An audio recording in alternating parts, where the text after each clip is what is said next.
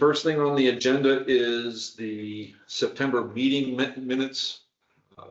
We didn't get to vote on that because they only arrived like 10 minutes before the meeting time, so I don't think anybody really had a chance to review the September minutes. So I didn't think I saw them, right, okay. Have you had a chance to? No, I didn't look in the Okay. last 10 minutes. All right, so we will table that from again. Since we'll give everybody a chance to review it.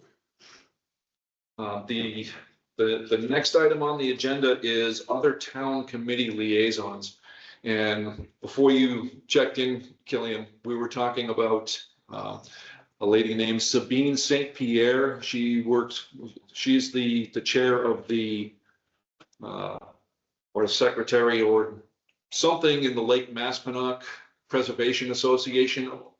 They do basically the same thing in North Pond or Lake Maspinock that we do here in town. And I've been trying to set up some liaisons with some of the other committees in the surrounding towns that are doing the same thing, so we can kind of pool information and share ideas. And, you know, so we're not reinventing the wheel. We can use other people's expertise as well as our own. And, you know, we can share information back and forth. I have sent Sabine all of the water quality data that we've been collecting all year. So there is current on our water quality and she's been sharing some of the Lake Maspinock information with us as well. Have I forwarded any of that to you guys? A Maspinock stuff? No, can I ask a quick question? Yeah. There is a pro chemical weed control group in town. Yep. And there's an anti-chemical, but there is a drawdown group in town. Mm-hmm. Is she on either of those groups? I believe she's on both of those groups. As a matter of fact, I think that is one of the discussion items for us for tonight.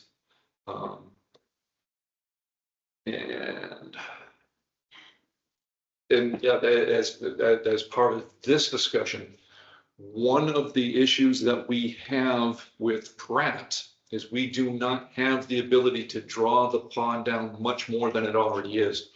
That was one of the questions that you had asked in reading, you know, that I had sent looking over the TRC evaluation. Killian, have you had a chance to look over all of those things that I forwarded you from TRC? Is that like the pretty long, like, I don't know what to call it, like the PDF thing that you said not to send to anyone? Yes, Or, sir. like, share it? Oh, Yep. I got through a little bit of it. Okay. Like I got through, I think, almost all of one of the two you sent me, because you sent me 2 files, I think. Did you read the It's the, recommendations for invasive aquatic weeds? I don't think so. that was the actually. second one. Yeah, that's another long involved one, and that's basically what we're talking about right now is Pratt Pond, we can only draw the water down so far because of the dam, the Lowhead Dam, where we went into Mill Pond last week. Yeah, Killian came with me last week when we did the water sampling in Mill Pond. Did you go in the middle pond over the dam? We did. Yeah, we actually went through the culvert. That's the easiest way to Oh, get you into. didn't carry the boat over? Nope. I didn't think you could go through. Wow. Yep. It's a pretty big sized culvert. Okay. And my canoe is, you know, I think 4 inches of water and that canoe floats in it. Yeah. And we were able to paddle through the culvert. Now, with the rain that we've had, you know, it's really not that difficult. Was it pretty cold? It was pretty chilly. It was about 50 degrees. Party souls. That's great. It was fun. But over in Hopkinton, they're in the process of drawing down North Pond. How often do you get over towards Hopkinton? Oh, are you asking me? Yes, sir. Like the state park area? No, right down on Main Oh. Street as you, On the way to the highway, right yeah, before the right highway. before you get to 495, that giant pond that's there. I don't think I've ever seen that. I've only ever like gone for Hopkinton Ponds. I think I've only ever gone to the one that's the state park pond. Okay, You well, must drive in order over. to get to Hopkinton State Park, you pretty much have to go past North Pond and, Or do you go to Price Chopper at all in Hopkinton? Oh well, I think I do know what you're talking about. I just must have messed up Yeah, like so jumping. you go by the pond if you're going to Price Chopper. It's when you Okay, go I probably down the have seen it hill, then. when you go down the hill in Hopkinton, heading towards the highway. It's that causeway like that you go and there's water on both sides of you. Oh yeah, like yeah, okay, I have seen That's that. Lake Maspinock. that's Lake Maspinock, or, I've always called it North Pond. Right. I've been around, well, I'm old. So I've always known it as North Pond, but they draw that down every winter. The dam on the upper end of the pond, the south end of the pond, they can open the control gates and draw that down 8 or 10 feet. The last time they did a deep drawdown on that, my wife was living here. I want to say it was the winter of 2011, 2012. And they drew it down about 9 or 10 feet. And if the weather conditions are right, and it freezes hard enough, you can freeze the roots of a lot of the plants and they'll die off. One of the downsides to that is a lot of the invertebrates, the freshwater mussels, the freshwater clams. They can't move that far that fast, and there's been big die-offs there. The other side of the coin is applying herbicides, and there's a whole list of herbicides that they can use. Some of them are more effective than others. The ones that are more effective, the price goes up. But anytime you start killing off the weeds using herbicides, one of their members called it the herbicide treadmill, because then you have to treat it over and over and over again.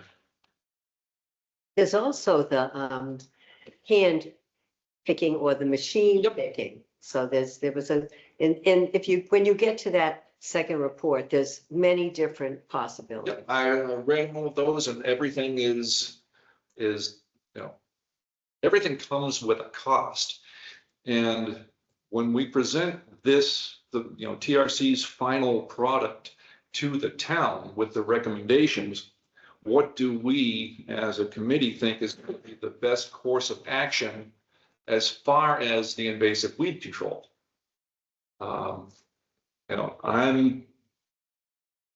I can see a combination of several different methods.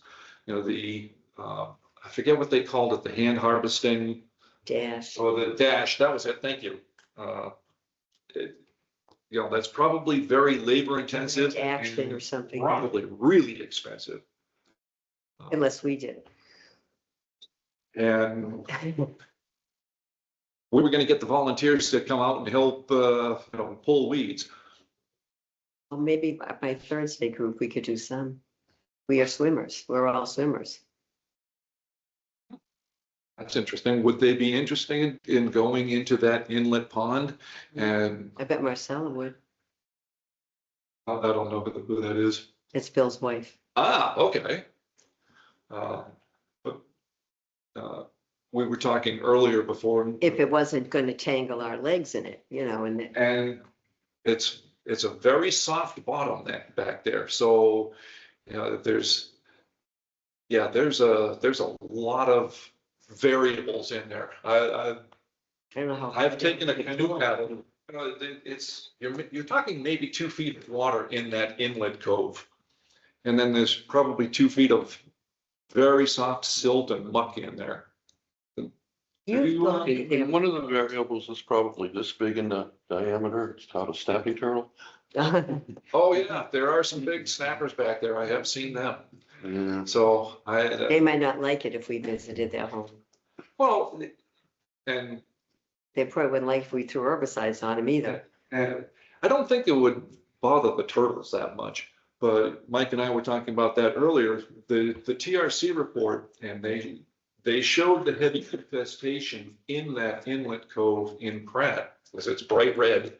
And having paddled back there several times this summer, I can guarantee you, it's almost impassable. Yeah. It's almost impassable. But I think when they've been applying the herbicides, they've only been applying, at the mouth of that cove. So they're treating the symptoms of the pond, but they're not treating in that inlet cove. So a lot of these invasive weeds, fragmentation, they can spread through fragmentation, and they're going to travel through the entire. That's what they said. If you Water- pick them and you don't get the whole thing, you're gonna have that. So, Eradication really isn't practicable. oh, I'm not saying we're probably not going to eradicate it. Not let's put benthic mats in there, but that wipes out everything. But I'm just texting. I think we really need to look into, coming up with a balance for what we recommend to the town, because it's going to be expensive.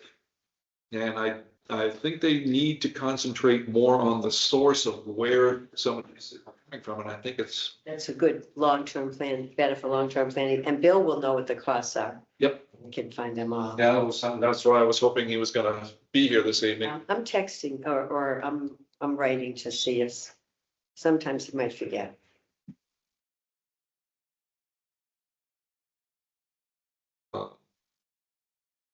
But and Mike and I were talking before you got here, Sally. Anna Chase from TRC called me Saturday. And they're looking to request a 90-day extension on the contract. And I'm going to have to talk to Dennis Westgate, the acting town manager, and see what hoops and wickets we'd have to jump through to get that approved. Because I'm pretty sure that's going to be a select board action, extending that contract, or could that be a town manager? Could be town manager. I don't know for sure. Yeah. I make a motion that we request a 90-day extension to the TRC contract. Do I have a second? Yes. Second. And all in favor? And I will vote aye also.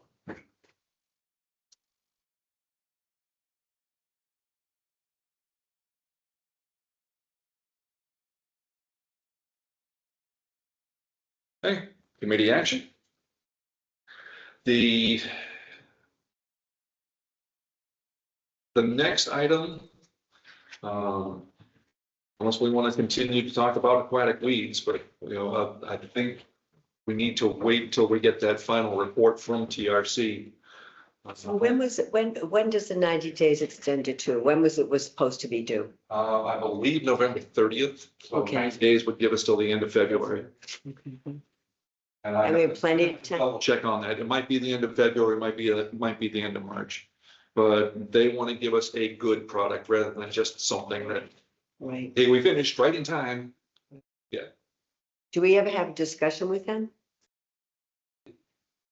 We've had the kickoff meeting, and I think their contract calls for one more meeting before they publish their final product. But we haven't scheduled that yet. And I think that's part of what they want the 90-day extension for, is so they can get something good together and not just, a mishmash. Most of what I've been seeing from TRC has been a rehash of everything they did in 2023 with some updated information.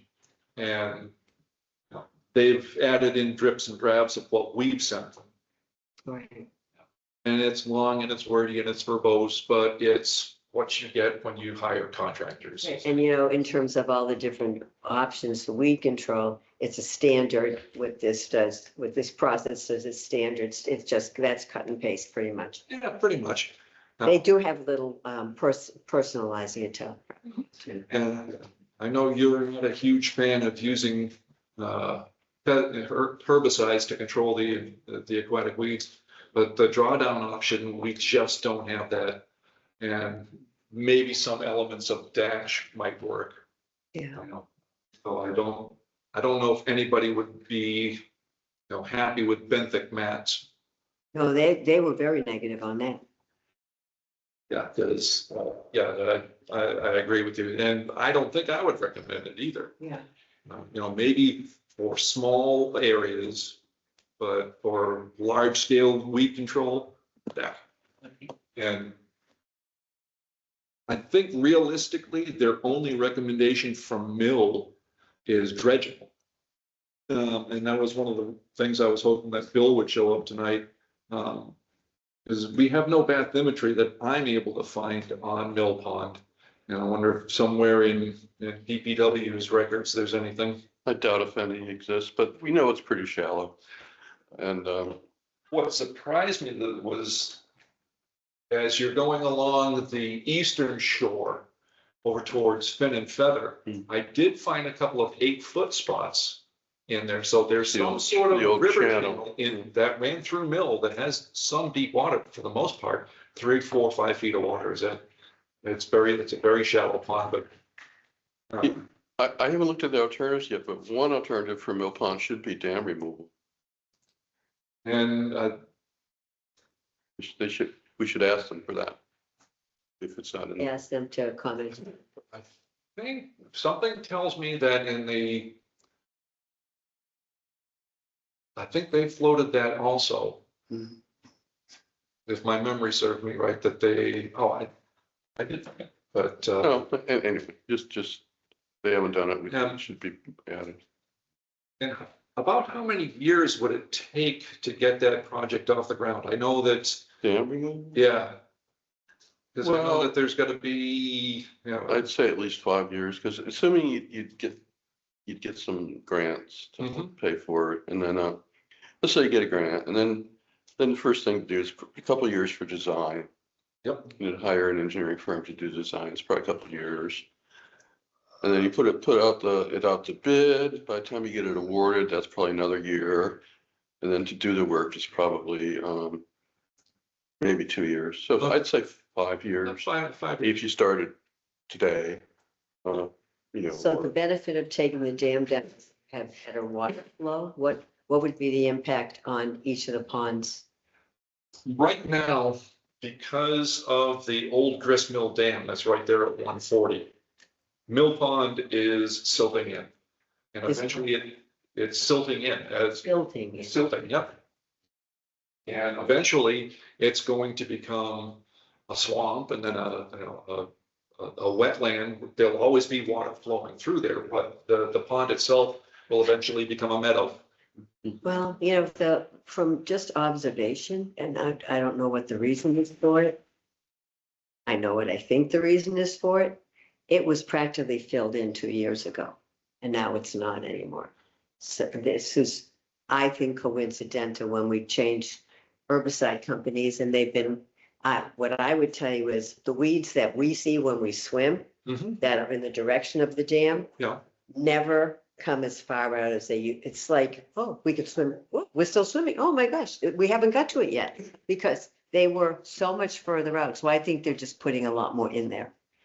And I think it's going across the dam and into Mill and killing more of the invasives there. Oh, Mill Pond was just an absolute horror show to get to. This year, Oh, yeah. okay, but the year in between, remember the year in between, we were surprised by how open it was. So I didn't look at it this year. This year, if I looked from 140, I'd see it would look like it was completely filled in.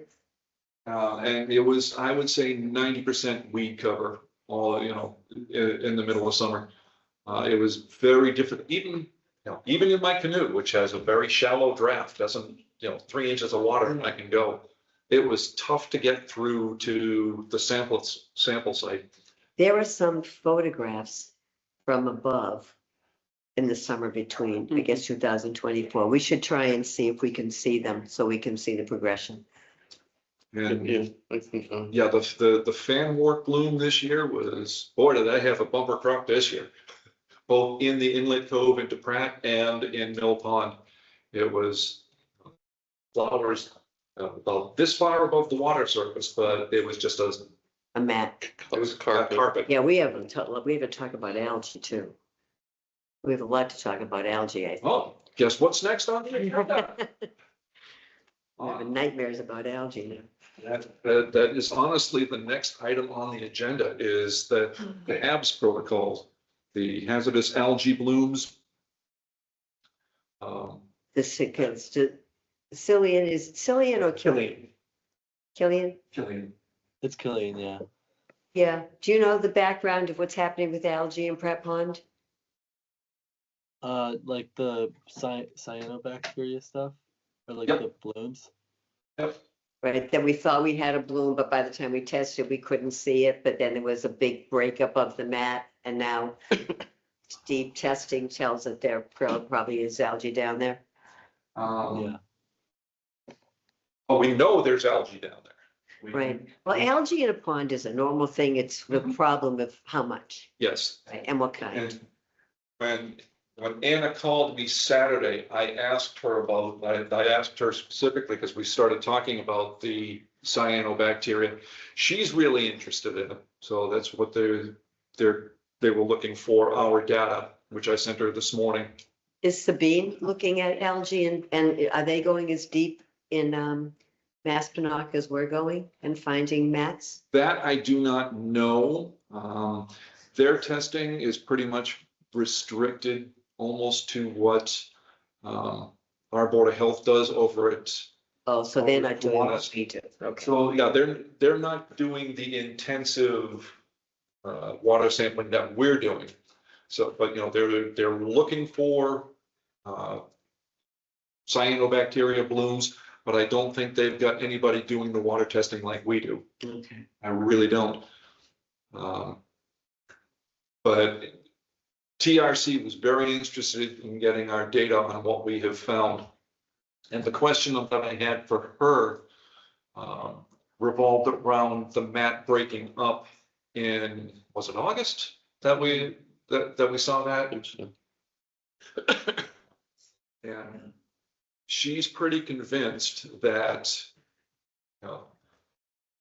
yeah, the mat broke up, but we don't know how big the mat is, because every time we test, we're always testing at P1.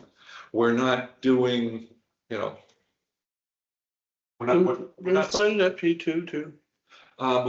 We did notice some at P2, but I mean, as far as the deep hole, Right. what TRC calls the deep hole, every time we're testing the same 4 sites. Yeah, and that's where Dave and I were talking earlier, potentially hiring someone with an underwater camera to actually map the extent of the benthic mat. Mhm. We could do that if we had the funds. Yeah, and that's one of the things that Anna and I were talking about Saturday on the phone. If we have some things that are unique here, or we're the only places that are finding out that they have it, It's not unique. may not be unique, but maybe other places aren't doing the testing to know. Because if we weren't doing the testing, we wouldn't know this. I'm wondering if they ought to give us some money to do it, not the town, but the state, and be a pilot. Well, guess what? Surprise, surprise, there is a grant available from the state for water quality testing. The deadline for application for next year is today, and we just don't have enough time. But the grants can run anywhere from $10,000 to $20,000 for water quality testing. And Today? Today, yes. yeah, as, You have to wait a whole year now? help me out here, as chair, am I allowed to make a motion? Sure. What I would like to move is that we prepare a grant proposal for next year to get in on that water quality testing money. Yeah, I think that's a great idea. And You don't think we can get an extension and get it into this year? They already extended it from October 11th. Yeah, so yeah, we missed the window. But the application process keeps online. And Kellyanne, you're probably going to be helping us work this up because there's a lot of information that we need to gather to put this grant proposal together. It's good experience and good to write a grant and have that. I've never written a grant before, so it'll be a learning process for me as well. So, but we have a motion, and I'm assuming from Mike's So we'll make a concurring that we have a second motion to, to to write a grant proposal for the water quality testing grants from the state.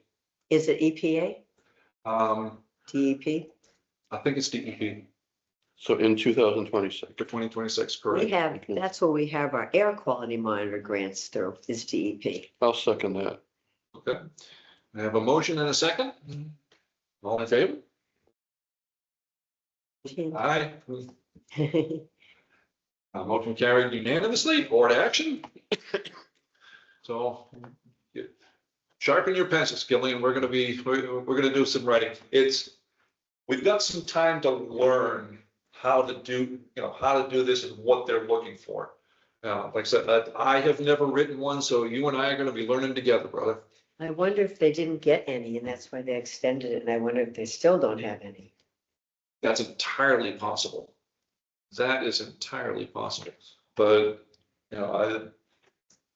our budget for this year was $7,500, and we burned through that with no problem. And if we could use some of this state grant money, and their minimum award was 10K, which is bigger than our budget for this year, which I would love to get our hands on that. Absolutely love to get our hands on it. Just so you know, I mean, it'll take time to write it, and then, also you need to get permission from at least the town manager, maybe the select board to submit it. Mhm. So Couldn't. it just isn't possible this year. We learned about it about a week ago or so. Yeah, So, But he's Mr. Grant Writer, so we have some very big experience there. boy, are you getting thrown under that? I have no idea what you're You talking could just about. oversee and they can do all the work. Mm. They could submit it to you. Okay, if it's okay. But Where otherwise, he's always the one that ends up having to write it.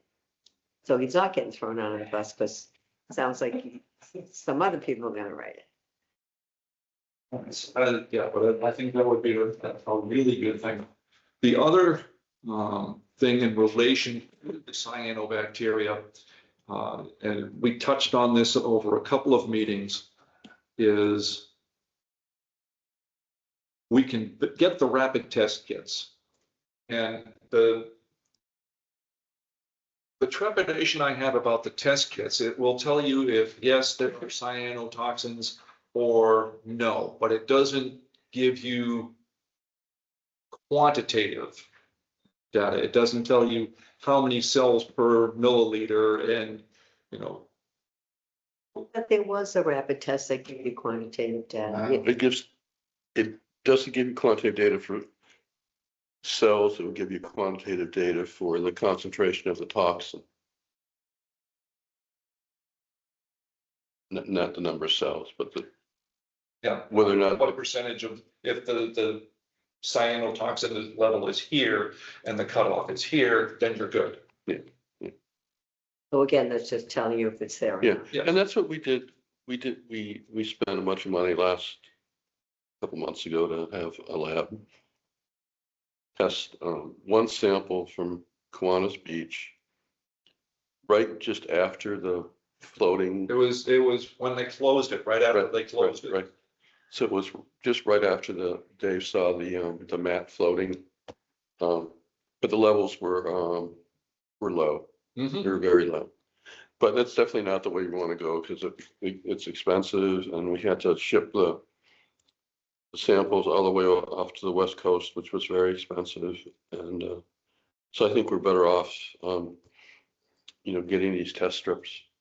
And I thought that was, Or else, well, the other alternative is Northeast Lab in Providence will do the test strip testing too.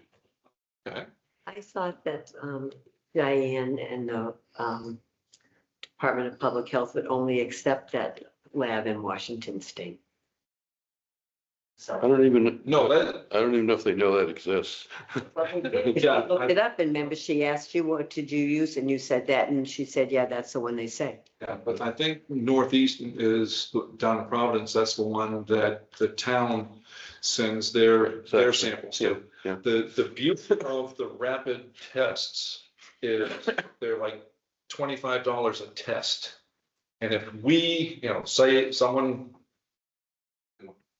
green is growing over by the beach, we can get same day results and then back it up with let the Board of Health or Parks and Recs, back it up with the formal test. But if we can, we can probably shortstop a lot of beach closures by getting something same day results.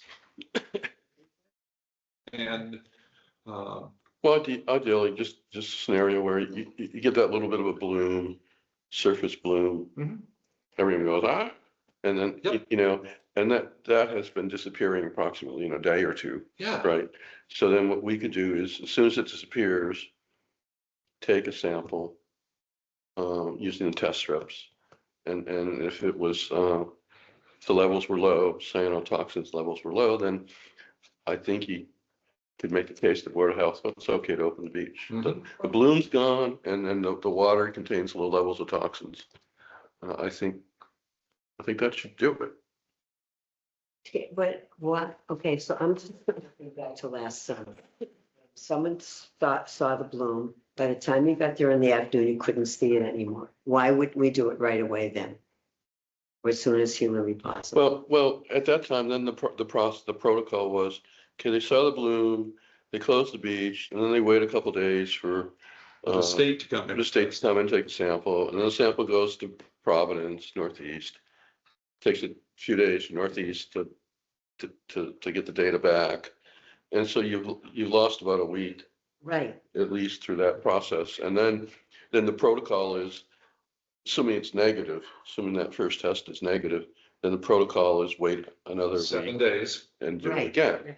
So, But if you test, so if you had tested it that afternoon and it wasn't algae and you dangerous. would come back in a week and test it again, and then you would have had a closer for just a week, Mhm. or maybe a week. But if you test in the rapid test and it didn't show algae, why close it? And that's what we're trying to preclude. So someone says, hey, something green is on the shoreline by Kiwanis. Can we get that checked? And that's what we're trying to do is, because the Board of Health, someone says something's green and they're erring on the side of caution and taking the preemptive act of it could be blue-green algae. So to keep the citizens safe, we're going to start our cyanobacteria protocols, and they close the beach. If we're trying to add another layer to their decision tree, so give us 4 hours. So we take a sample, we get the rapid results, we can say, hey, Board of Health. Yeah. Here, the cyanotoxins are well below the recommended closure level. Now they have more information and they can base the decision on, well, the levels are really low or non-existent, too low to detect. And that's what we got back from when we spent that huge chunk of money this summer. Some of the levels were too low to detect. Now they've got information, real time, same day results, and they can decide, well, let's not close the beach. Let's test it in a few more days. Right. Okay, yes, that's what I totally advocate for. And that's where, these $25 tests may wind up paying for themselves as far as rec committee. Oh, yes. People who stop sending their kids to camp or don't sign them up next year. So, what we should do, I think, is, this is all good. I think we should include in the TRC report a recommended protocol. And we can write it, TRC can comment on it, advise us, edit it. But I think it'd be great if that was in the TRC report. Right, and if they corroborate it, Mm. that gives us strength with. Basically, what we're talking about right now is basically the process that Wayland uses at the town beach on Lake Cochituate. They have basically the same protocol that, you know, if someone sees a suspected bloom, they get some tests with the same day, the same thing that the state has said they would accept.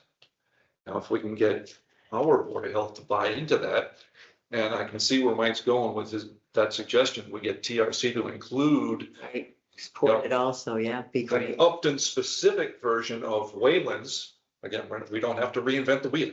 Is Wayland doing the depth of testing that we're doing it there? That I do not know. That I do not know. But the Department of Public Health has approved what they're doing, right? Yes, Okay, so this is good. yeah, so this is good stuff. And again, it benefits a lot more than, They're playing basketball. it sounds like feedback.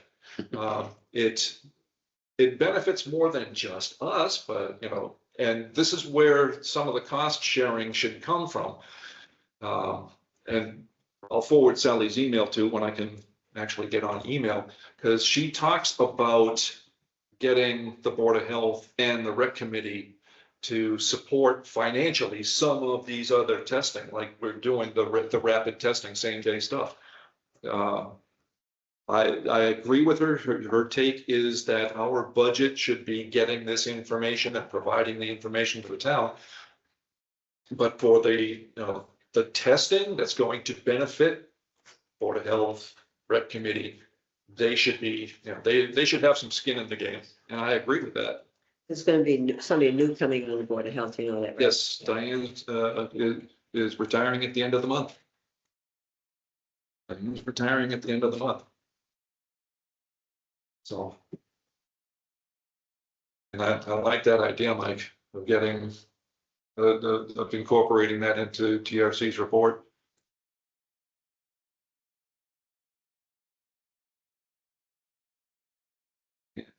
Come on, where is it?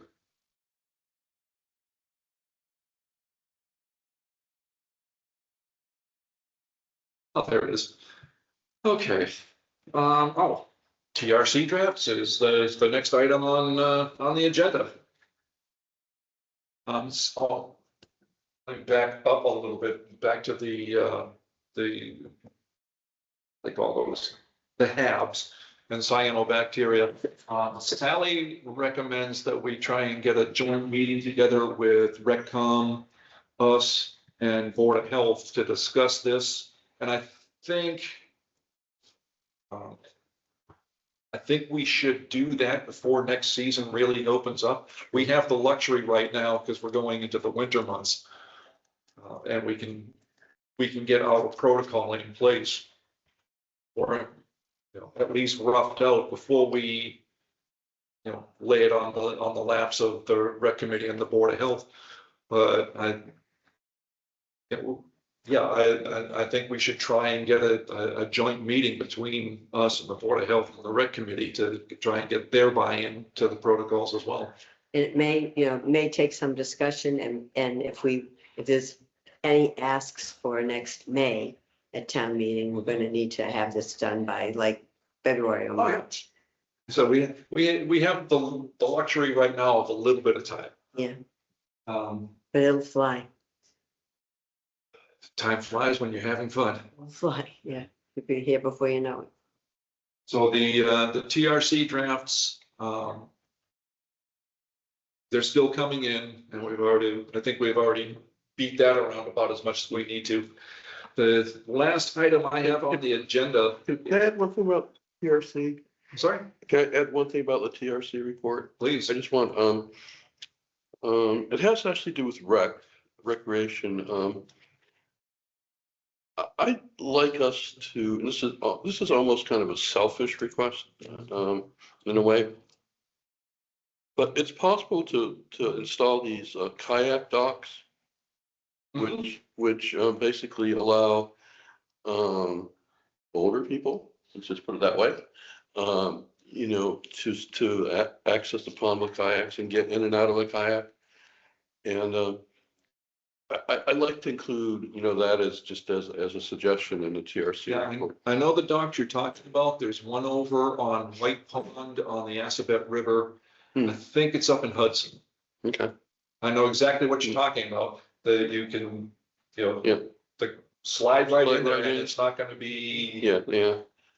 So I think that'd be, I mean, they already have a kayak program there. It'd be nice, and, you know, and I'm sure I'm not the only older person who has difficulty getting himself, herself out of a kayak. Very frustrating. Someone who's kayaked a lot for years. You know, I don't know.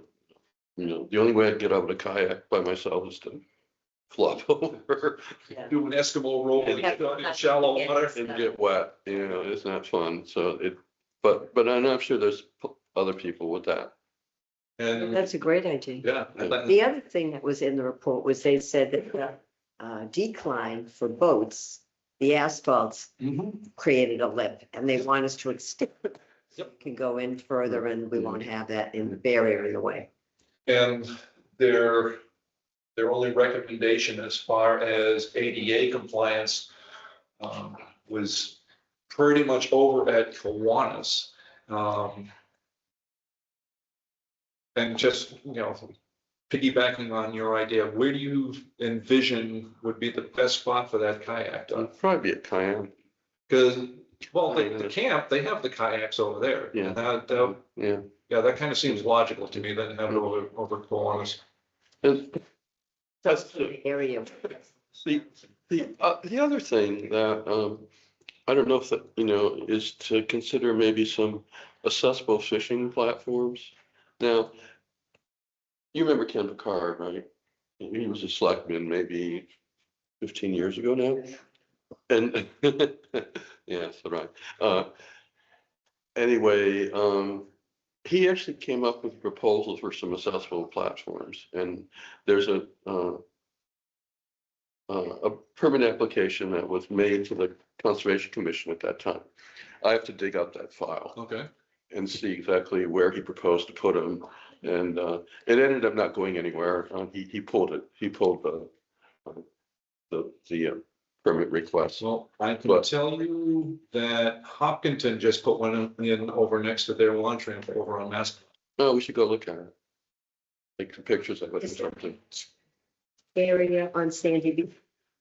It's just to the north of Sandy Beach. It's just to the causeway side of Sandy Beach. It's access from the same parking lot, Okay, yeah.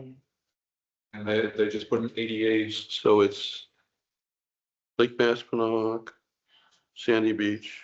Yep. When was it installed? Chuck. Just like this year or? Yeah, they just put it in this year. Were they coming to Concom to get the permitting Right. from you? Right.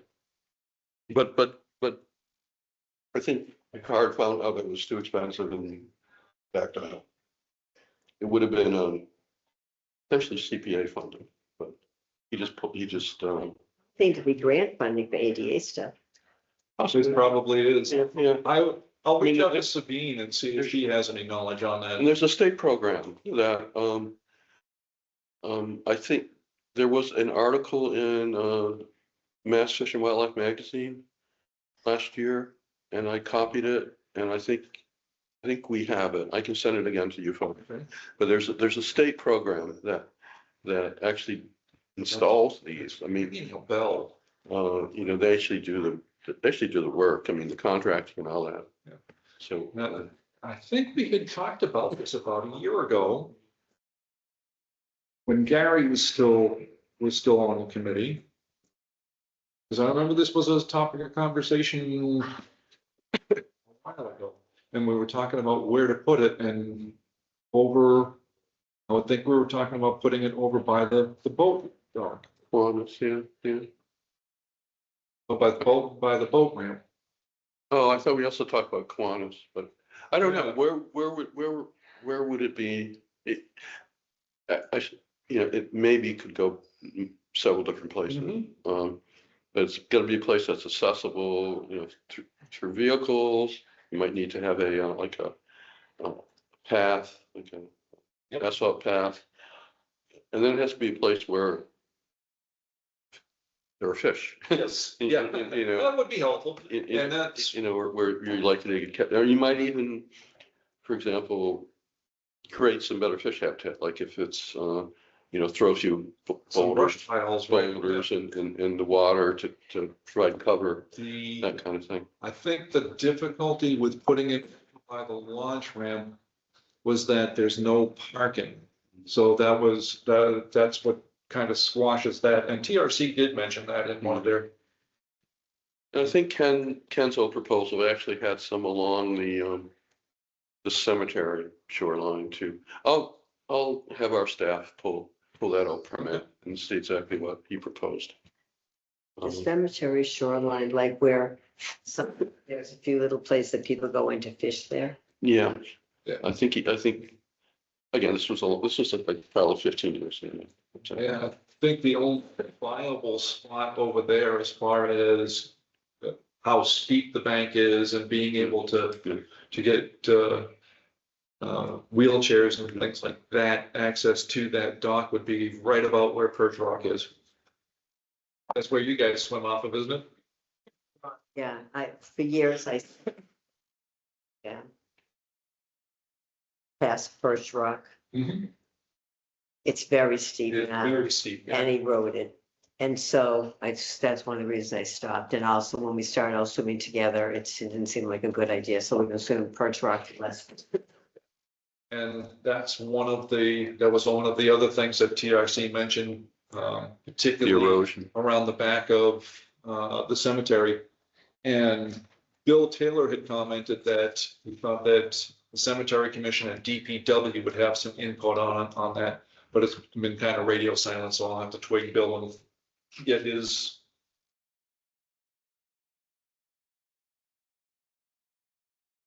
Get him to update that. That should definitely be talked about in the TRC report. A recommendation would be and it's not our job to control erosion at the cemetery. It's Right, their job. that's where Bill said it would probably be Cemetery Commission and DPW that would have to get their fingers in that pie. Kelly, can you hear us well enough? Yeah, I can. Good, okay. Just checking. I'm missing all this. Okay.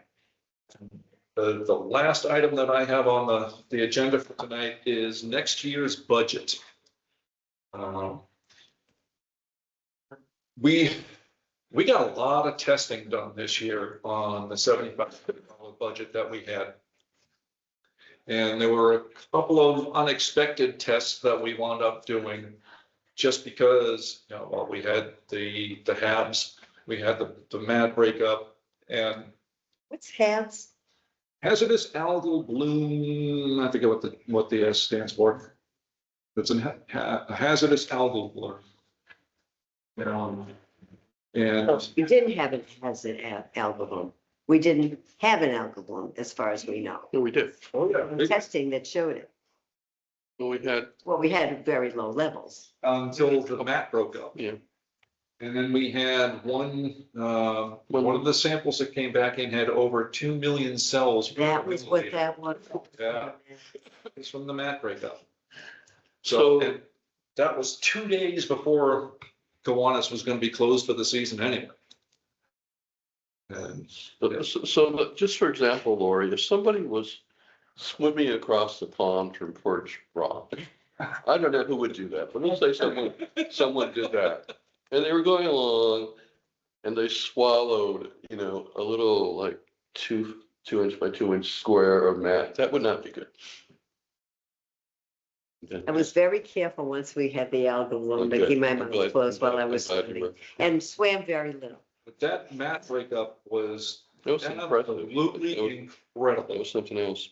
And it was, And it's down the bottom that level, but it's not, when it's a mat, it's not coming into everything else and until it breaks up. I actually had Killian look at some weather data leading up to the day that mat broke up. And we had strong winds and some rain action, within 2 or 3 days of this mat breaking up. And I think most of it was the wind action that probably helped break it up. And how long was it visible, would you say? 4 days. 4 days. So that easily could be a yearly event and we just missed it in other years. That's I entirely. don't see how you missed that. That was so visible. Well, if you're not on the water and it's only there for 3-4 days, Yeah. Yeah, but you look at the water every day in the summer. but you're not on the I'm water. not on the water. That's the big thing, yeah. Okay. Not on the water. Maybe we should be. Breaking up these I'd be paths and surprised if getting it rid of didn't break up them. every year. Mhm. I've never seen that before. I've never, it I'm was, in water a fair amount. because I think I was actually going over to Mill Pond. And as I'm paddling across, I'm seeing all this stuff floating. There was another guy and his wife, and they were out fishing, and they asked me if I knew what it was. I had no bloody clue what it was. And that's when I as I was paddling over to get to Mill Pond, that's when I took the pictures and said, hey, anybody know what this is? Yeah. And it was kind of serendipity. It was a Saturday morning, but by Thursday, gone. One thing that was interesting in that booklet or all that information that Bill gave us before we met with the Board of Health, there was a listing of all the different allergies and all the different illnesses that they call, including cancers and things like that. Yep. That had a big impact on me. But That's what I'm not doing. as far as budgetary items go, I'm thinking, and I don't know how amenable finance committee would be to this. I think I want to ask for $10,000 for fiscal year 26. And the increase is because tariffs. I'm just kidding. Visual testing, and particularly, we have a hat to hang our position on with that algae mat breakup this year. And how high that was. Yeah. Numbers that came out of that. And but not only that, our testing indicates that there's more mat down there. Yeah, And we might, one of our recommendations might be to hire someone to map the map. and And that might actually might be more than 10K right there, I believe so. so, and that potentially could be a CPC funded thing, I think, as a The CPC. recreation part of CPC, does that? Recreation open space, but but it could be, it could be a very targeted, potential thing. I think we could possibly pay for it for the CPC funds, but. So I can, if it's all right, I can talk to the consultant and get a quote for Talking mapping. about the whole pond or just over by the? Just trying to find the parameters, how big Limit. that algae mat is and how far down it goes. I mean, I think the cost is gonna depend on how big it is, but just in that small area is that one thing. If it's covering the whole volume of the pond, we get a bigger issue. We don't know yet. Because from the experience of living on the pond and fishing across the pond, the area around Kiwanis is basically from, It's a basin. it's a basin. And it Fed goes basin. very quickly from like 8 to 13 feet, and it predominantly is about 13 feet deep. If we're getting a thermocline and this big mat starting at about the 12-foot level, it could be across that whole basin, and we don't know. Mm. So that's a really good I idea. think we need to know, and then, but it's also a question for TRC, since we've got them on the hook here, is, if they have any experience or if they would recommend potentially applying alum to to the location where the mat is. And if that would decrease the, And now, I thought Read the about alum it. treatment was to kind of encapsulate the phosphorus, Right. which is feeding the algal mat. Okay, right. yep. So the thought would be, and this again, it's a question for them if they have experience with this. If you did an alum treatment and if you've got like, 10 acres of benthic Cyanobacteria oscillatorium mat in your pond, would one recommendation be to to treat that 10 acres with alum Mhm. to kind of knock down the bloom. And I don't know, that's where these guys are the experts. Yeah, and the, They looking for this map? Any evidence more than that? there is some interest in it because communicating back and forth with Anna, you know, it, you know, it got her interest. I would think they'd be looking. But Well, right now, they're constrained by the contract that they currently have. Yeah. But part of the contract, part of what we're paying them is Full recommendations. recommendations. And I think it's, you know, when we get back, when we submit them comments, Mhm. you know, I think one of the comments could be, what is your opinion about hiring a consultant to map the benthic map? And then, would the benthic map potentially be susceptible to alum treatment? Just two questions. And is there anything in the tests that, are they doing testing for algae at all? That's part of their contract now. I don't think that there was any testing. I know there was no sediment testing this year. Can we amend? No, No, That's it's the season for that. the only field work they were, as part of their contract was to, you know, map aquatic weeds and spend a couple days out there on just getting a very good description of both ponds, you know, the vegetation, the conditions. They're looking for erosion like they did, looking at the boat ramp situation, make some recommendations there. But no, they had no water quality or algal tests associated with this contract.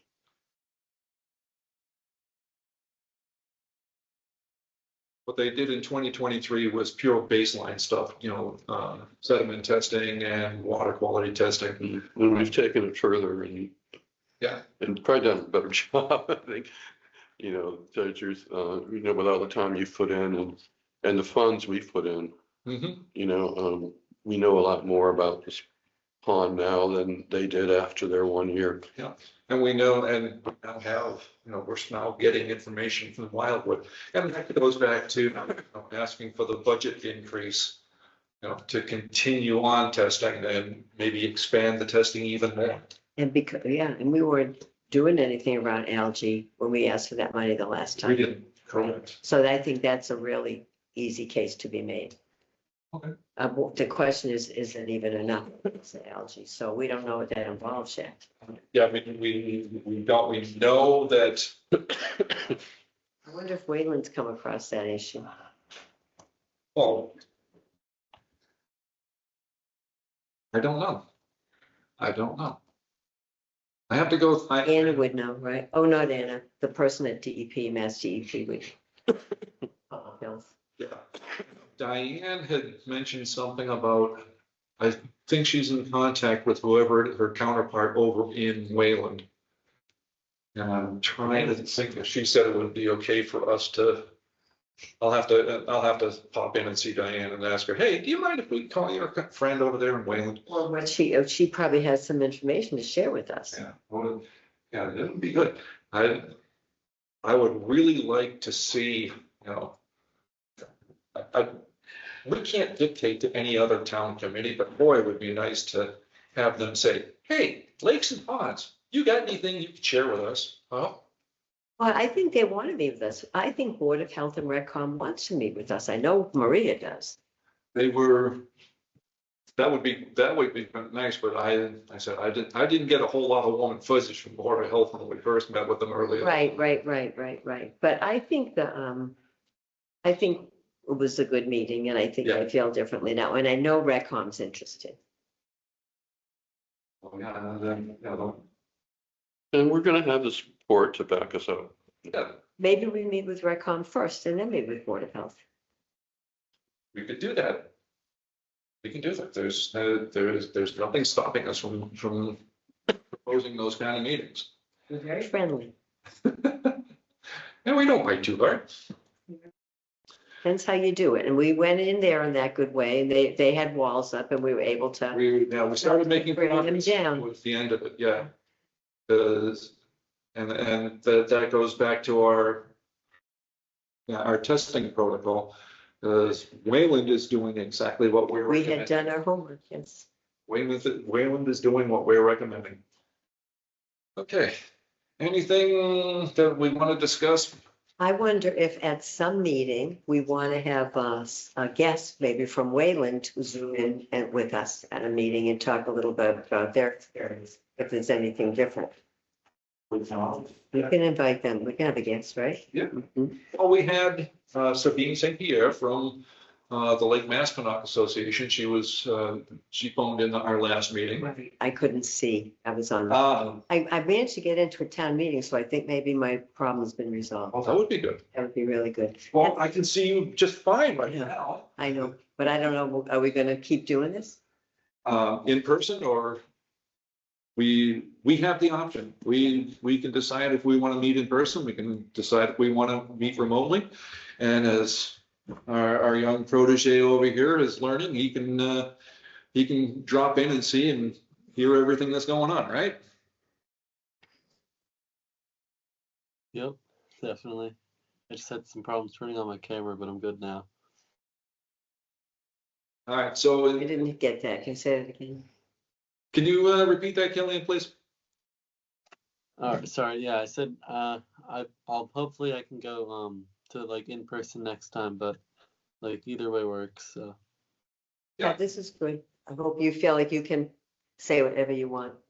Yeah. Yes, this is an open forum, so if you have comments to make or questions to ask, please feel free to raise the question. Anything that you have on your right now that you'd like to know about? Any questions you have? I don't think so. Okay, not to put you on the spot or anything, but you know, like I said, it's an open forum. Anybody else have any last minute items that weren't on the agenda that we haven't covered? Killian, are you doing this in relationship to a specific class at school? Well, just it's like I take the internship as a class, but like so technically, but I guess it's also in relationship to environmental science, like as a class, but And that's Ms. Michael. And it's part of his internship. Oh, good.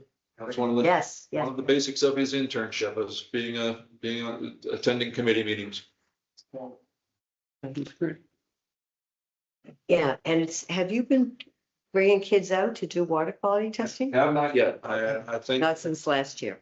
not since last year, and I don't know. I haven't heard from Lisa Michael.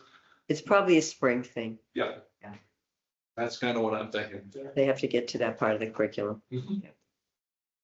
Well, that's where we got Killian from. Do you have Mr. Gorman for any classes this year? I don't actually know, but I did have one question for Mr. Connors. Just really quickly, so Mrs. Michael said something about doing like a presentation with you on the like internship. Yes. Like I think it's multiple times to some freshmen just to see if they're interested. Are you also doing that? Because I forget if she said you were or not.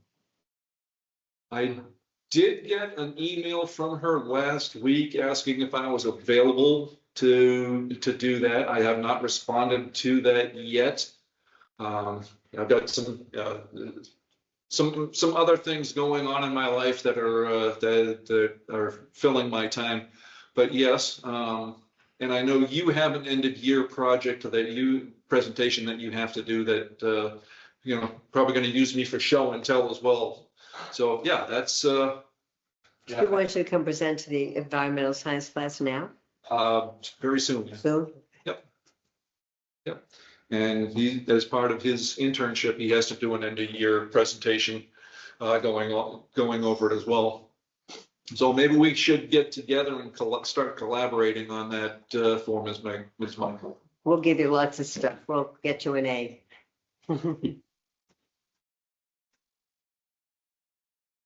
Okay, so anybody have any last minute items? I have a motion to adjourn. Second. Second. And all in favor? So when is Sally away? Is Sally in Texas? She texted me and said that she has some personal items to take care of. So, all right, Killian. All So right, thank you. Nice meeting you. the motion has passed unanimously to adjourn for the evening, and I will be talking to you in the next couple of days. Look at that, 8:09. All right, good night. Sounds good. Thank you.